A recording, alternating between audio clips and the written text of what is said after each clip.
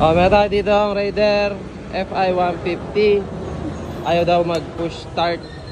Check natin. Tiyan mo, kalas-kalas na. Oh. Sila lang din yung nag-DIY na ito. Ayan. Ayaw.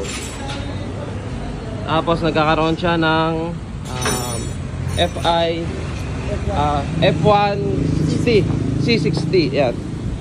So upon checking, check nyo itong mga relay. Kasi pan yun eh. Siyempre ito kasi manggagaling kuryente dito. So nag double check tayo. Buti na lang. Ayan, hindi ko na kayo pahirapan ha. Nasa reels tayo. Ito lang.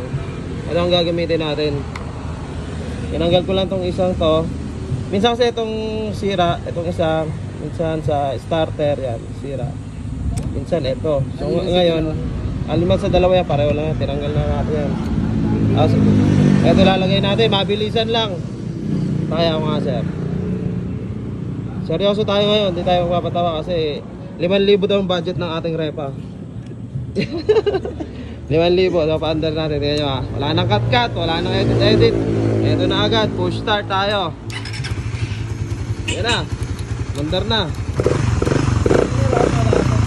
Kasi Thomas, kapag nasira itong relay na to, wala kayong busina, signal, lahat ng electrical maliban dito.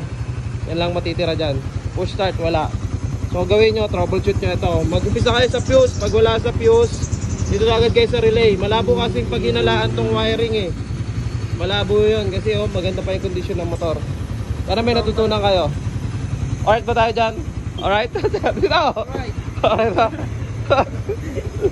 Ayaw niya. Alright. 5,000 daw ang budget.